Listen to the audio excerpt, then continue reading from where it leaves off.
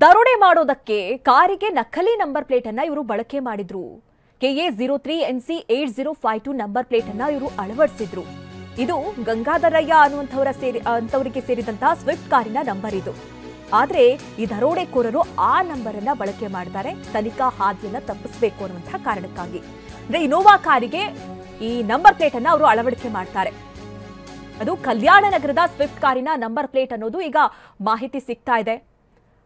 ಈಗ ಅವರು car movement ಆದ ನಂತರದಲ್ಲಿ ಮತ್ತೆ ಬೇರೆ ನಂಬರ್ ಅನ್ನು ಕೂಡ ಅಳವಡಿಕೆ ಮಾಡಿರಬಹುದು.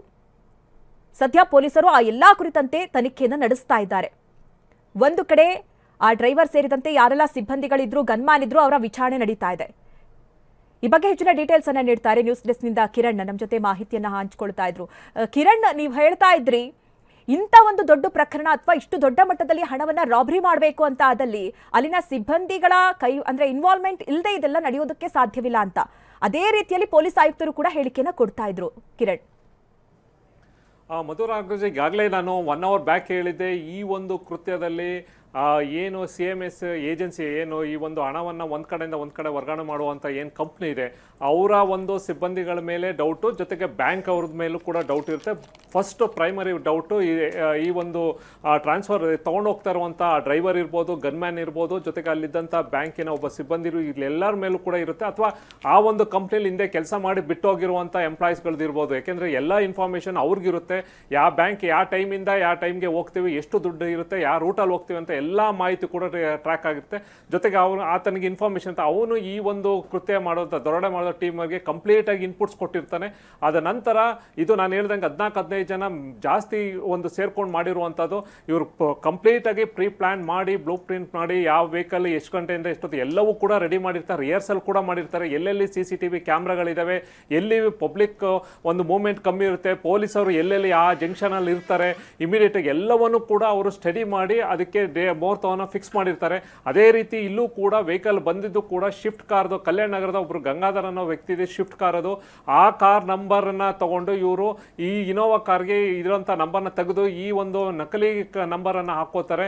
ಜೊತೆಗೆ ಎಲ್ಲೆಲ್ಲಿ ಹೋಗ್ಬೇಕಂದ್ರೆ ಫಸ್ಟು ಬರುವಂಥ ಟೀಮ್ ಯಾವುದು, ಅಡ್ಡಗಟ್ಟ ಟೀಮ್ ಮಾಡೋದು ಯಾರು, ಆಮೇಲೆ ಏನು ಹೇಳಬೇಕು ಯಾಕೆಂತಂದರೆ ಕಮಿಷನರ್ ಕೂಡ ಹೇಳ್ದಂಗೆ, ಆಮೇಲೆ ಜೊತೆಗೆ ಇಷ್ಟೆಲ್ಲ ಆದರೂ ಕೂಡ ಇಮಿಡಿಯೇಟಾಗಿ ಪೊಲೀಸರಿಗೆ ಗಮನಕ್ಕೆ ತರೋದಿಲ್ಲ. ಜೊತೆಗೆ ಅವ್ರಿಗೆ ಲೈಸೆನ್ಸ್ಡ್ ವೆಪನ್ ಕೂಡ ಇರುತ್ತೆ.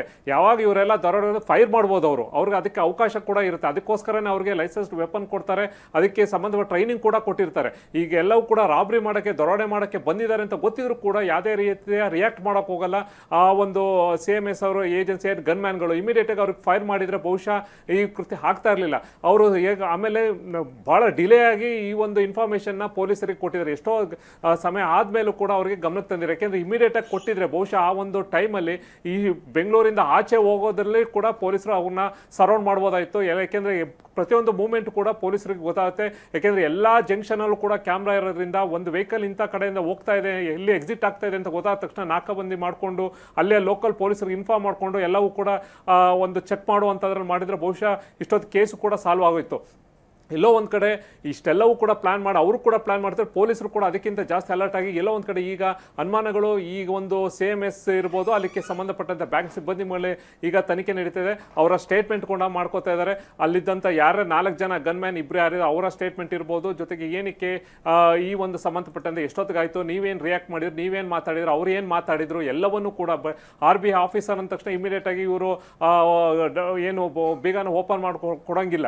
ಆದರೂ ಕೂಡ ಗೈಡ್ಲೈನ್ಸ್ ಏನಕ್ಕೆ ವೈಲೇಷನ್ ಮಾಡಿದ್ರೆ ಎಲ್ಲವನ್ನೂ ಕೂಡ ಎಲ್ಲಾ ದಿಕ್ಕಿನಲ್ಲೂ ಕೂಡ ಪೊಲೀಸರು ಈಗ ತನಿಖೆಯನ್ನ ಮಾಡ್ತಾ ಇದ್ದಾರೆ. ಮಧುನಾಗರಾಜ್, ಎಸ್ ಕಿರಣ್, ಇಲ್ಲಿ ನೀವು ಹೇಳ್ತಾ ಇರೋ ಹಾಗೆ ಈಗ ಈ ರೀತಿ ಹಣ ತುಂಬಿರುವಂತಹ ವಾಹನ ಬರ್ತಾ ಇದ್ದಂಥ ಸಂದರ್ಭದಲ್ಲಿ RBI ಅದನ್ನ ತಡೆಯೋದಕ್ಕೆ ಅವಕಾಶ ಇದೆಯಾ, ಅಥವಾ RBI ಆಫೀಸರ್ಸ್ಗೆ ಆ ರೀತಿಯ ಏನಾದರೂ ಗೈಡ್ಲೈನ್ಸ್ ಅಂದ್ರೆ ಇವ್ರು ಚೆನ್ನಾಗಿ ಕೆಲಸ ಮಾಡ್ತಾ ಇದ್ದಾರಾ ಅಥವಾ ಈ ರೀತಿ ಗೈಡ್ಲೈನ್ಸ್ ಅನ್ನ ಫಾಲೋ ಮಾಡ್ತಾ ಇದ್ದಾರಾ ಅಂತ ನೋಡುವಂತ ಹಕ್ಕಿದೆಯಾ? ಆ ರೀತಿ ಸೆಂಟ್ರಲಿ RBI ಆಫೀಸರ್ಸ್ ತಡೆಯುವಂತ ಅಧಿಕಾರ ಇದೆಯಾ ಕಿರಣ್?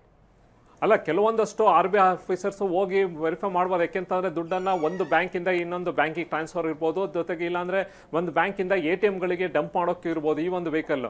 RBI ಆಫೀಸರ್ ತಕ್ಷಣ ನ್ಯಾಚುರಲಿ ಅಲ್ಲಿದ್ದಂಥ ಸಿಬ್ಬಂದಿಗಳಿಗೆ ಗಾಬರಿ ಆಗೇ ಆಗುತ್ತೆ. ಇಲ್ಲಿ ED ಇರ್ಬೋದು, ಸಾಕಷ್ಟು ಈ ಥರ. ಆಮೇಲೆ ಗೌರ್ಮೆಂಟ್ ಆಫ್ ಇಂಡಿಯಾ ಅಂತ ಒಂದು ಸ್ಟಿಕ್ಕರಿಂಗ್ ಹಾಕೊಂಡಿದ್ದಾರೆ.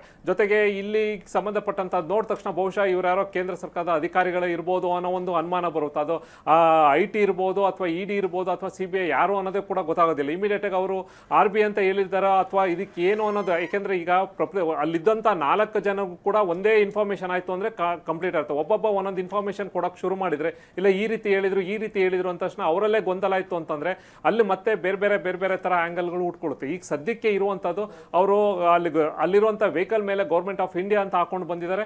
ಜೊತೆಗೆ ಅಲ್ಲಿ RBI ಆಫೀಸರ್ಸ್ ಅಂತ ಕೂಡ ಹೇಳಿದ್ದಾರೆ. ಇಲ್ಲಿ ಕೂಡ ಈ ಒಂದು ವೆಹಿಕಲ್ ಬ್ಯಾಂಕ್ ಇಂದ ಹೊರಟಾಗ ಕಂಪ್ಲೀಟ್ ಆಗಿ ಅದನ್ನ ಮಾನಿಟರ್ ಮಾಡೋಕೆ GPS ಇರುತ್ತೆ, ಅಲ್ಲಿ ಟ್ರ್ಯಾಕ್ ಮಾಡ್ತಾ ಇರುತ್ತೆ. ಎಷ್ಟು ಗಂಟೆಯಿಂದ ಎಷ್ಟು ಗಂಟೆಗೆ ಹೋಗಬೇಕು, ಅಲ್ಲಿಗೆ ರೀಚ್ ಆಗಬೇಕು ಅಂತ ಎಲ್ಲವೂ ಕೂಡ ಟ್ರ್ಯಾಕ್ ಇರುತ್ತೆ.